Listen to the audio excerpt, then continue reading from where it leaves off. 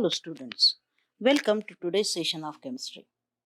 As you all know, we have started studying fifth lesson of your syllabus, that is electrochemistry.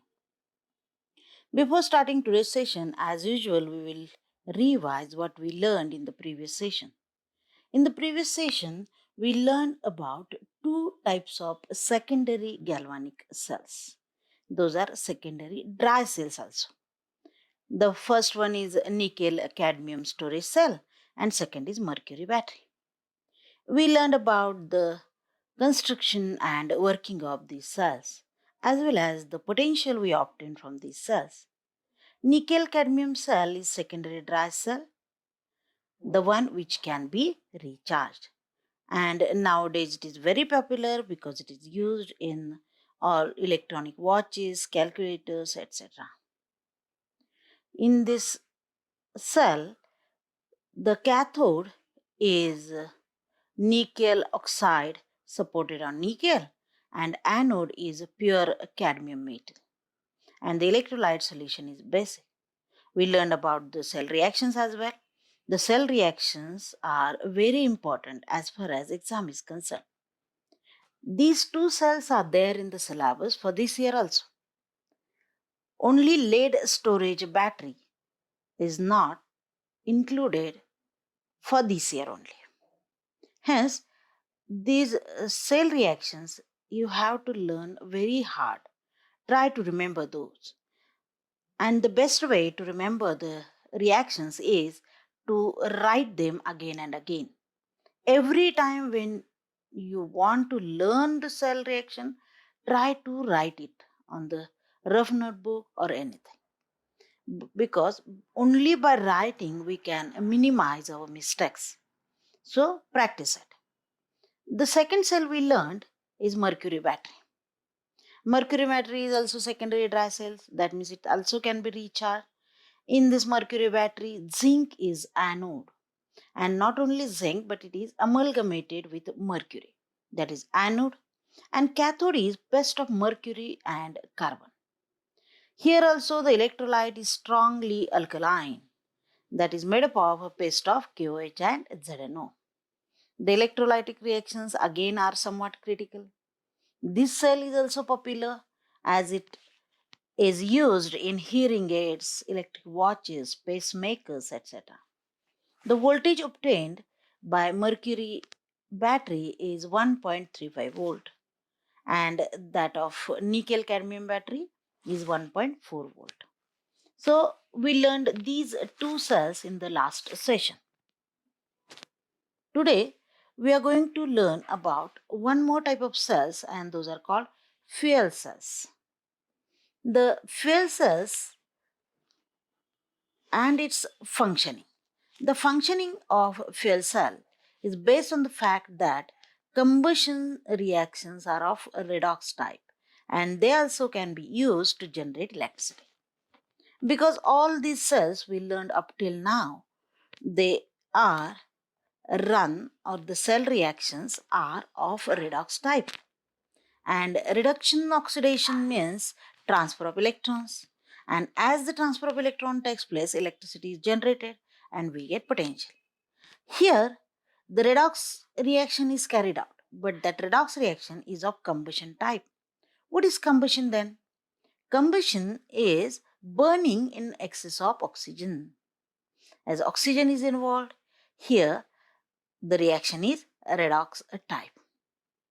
These fuel cells, they differ from ordinary galvanic cells. That means we learned up till now.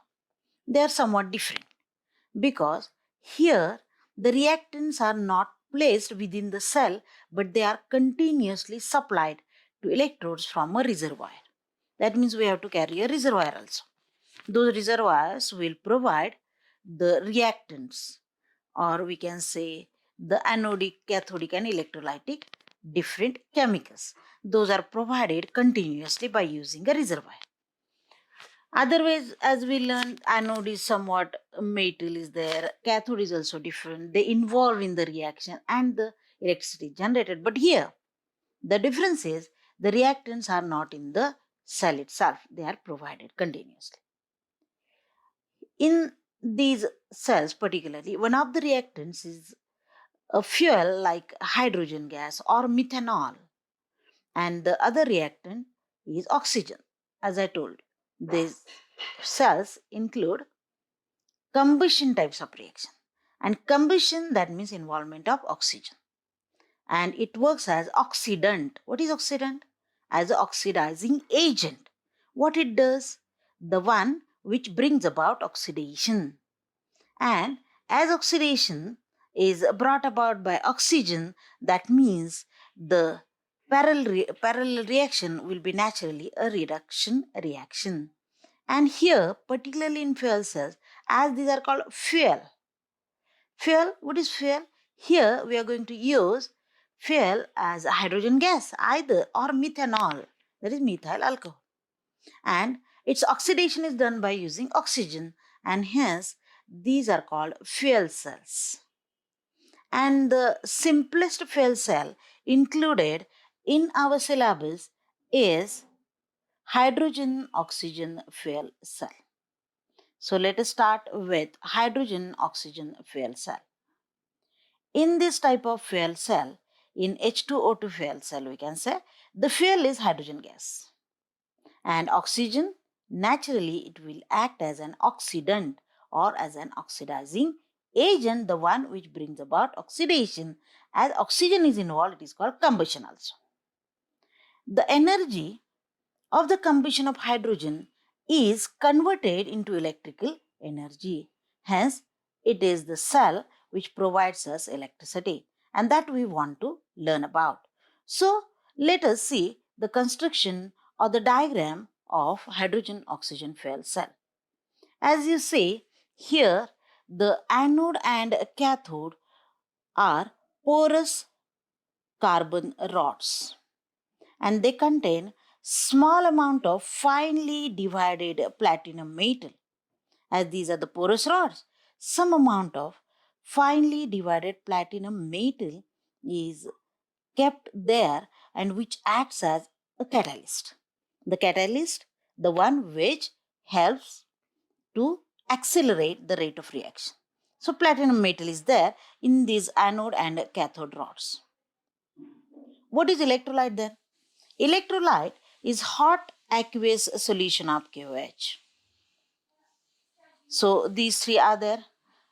I haven't told you about anode and cathode because as it is a fuel cell, they are continuously supplied from the outside. Now, here you see hydrogen gas and there is an inlet for it. Hydrogen gas is continuously bubbled through anode.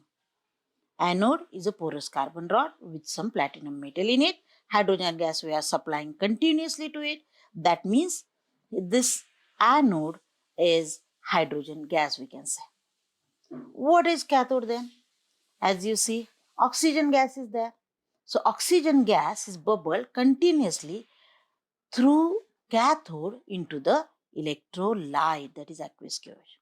So this is the construction. It's somewhat different because anode and cathode are only the rods, and hydrogen and oxygen we can supply it continuously from the outside because there are inlets provided to hydrogen and oxygen.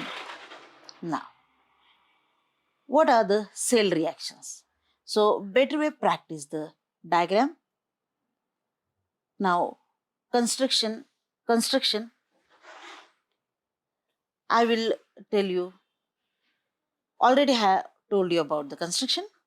So what is anode and cathode are porous carbon rods with some amount of platinum metal which acts as catalyst. Electrolyte is, remember this, hot aqueous solution of KOH.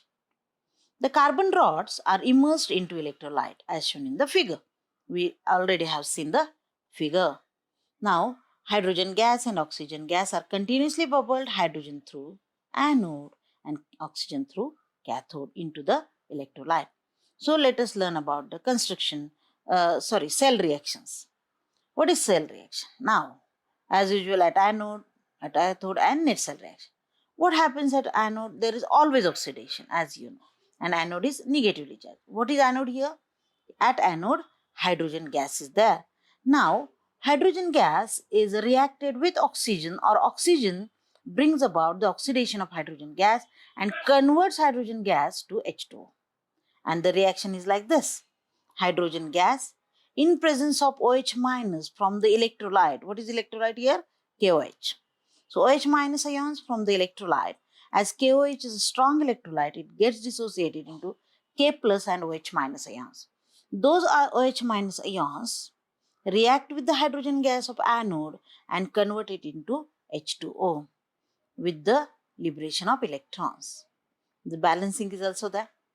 Now, these electrons released at anode, they travel through external circuit to cathode, where oxygen is reduced to OH minus. Let us see the reaction. Here, oxygen in presence of H2O, which is formed here, accepts those electrons and gets converted into OH minus ions. So OH minus ions are regenerated. Now, what will be the net cell reaction? It is the addition of these two reactions. Now, let us see here only. What will be the net cell reaction? Now, to the left side, we will add left side to the left side, right side to the right side. So, 4OH minus will be cancelled. Twice H2 will remain to the left side. 2H2O and 4H2O. That means here to the right side only 2H2O will remain. 4 electrons will be cancelled with 4 electrons. That means twice H2 plus O2 gives twice H2O. That will be the net cell reaction. Net cell reaction twice H2 plus O2 gives twice H2. So this is overall cell reaction or net cell reaction. What we can conclude from this overall cell reaction? It is reaction of O2 with H2, and when O2 is reacted, it is called combustion. That means it is, in short, is combustion of hydrogen to form water. So overall effect is production of water. The overall cell reaction continuously provides H2O. The fuel H2 gas and the oxidant O2 do not react directly actually, because we are supplying them continuously, and in presence of KOH, the OH minus ions from KOH react with hydrogen and convert it into H2O, which brings about or which reacts with oxygen to give OH minus again. And the net effect is reaction of hydrogen and oxygen to produce H2O. Net effect is that they do not react directly with each other. Okay, so the chemical energy released during this transfer of electrons during the formation of OH bond is directly converted into electrical energy, and the combustion reaction thus generates electrical energy. So the formation of OH bond, when we want to break the bond, we have seen that also. It requires, we have to supply energy. But OH bond, when it forms in the reduction or during reduction at cathode, 4 OH minus ions are produced. That means OH bonds are formed, and during formation of bond, energy is released. And total effect is combustion reaction gives electrical energy. The cell continues to operate as long as hydrogen and oxygen gases are supplied to electrodes, because there is no limitation. If we continuously supply hydrogen and oxygen from a reservoir, it will continuously produce electricity with the release of water. The cell potential. Now the cell potential we have to calculate. The cell potential is given by the reaction. As usual, the reaction, we know this formula. Total E0 cell is E0 cathode minus E0 anode. So here at cathode, 0.4 voltage electricity generated or voltage is generated minus into bracket at anode. Always the electricity or potential is given by the negative sign, and hence if we calculate this, we get 1.23 volt of energy. Understood? So fuel cell is somewhat different as compared to that of nickel cadmium cell or a mercury battery. Now, what are the advantages of fuel cell? Here, the reacting substances are continuously supplied to the electrodes. Hence, fuel cells do not have to be discarded on consuming of chemicals, which happens in other cells. Here we can continuously get electricity by supplying continuously reactants. These cells are non-polluting. Why? Because here the product is water. Hence don't release any other chemical. Hence these are non-polluting. These cells also provide electricity with an efficiency of 70%. That means as compared to other cells, these provide electricity about efficiency is 70%, which is almost double compared to the efficiency of thermal plants. That means consuming of reactants and production, if we compare that efficiency is 70%. Now, the advantages along with some other parts like applications and drawbacks of fuel cells are also asked. We will learn that in the next session. Today, this much is enough. We will just revise in the next session and then I will continue with the drawbacks and applications of fuel cell. Now, what is the assignment for today's session? What are anode and cathode of hydrogen oxygen fuel cell? Name the electrolyte used in it. Write electrode reactions and net cell reaction taking place in the fuel cell. Understood? So this is all about today's session. Thank you.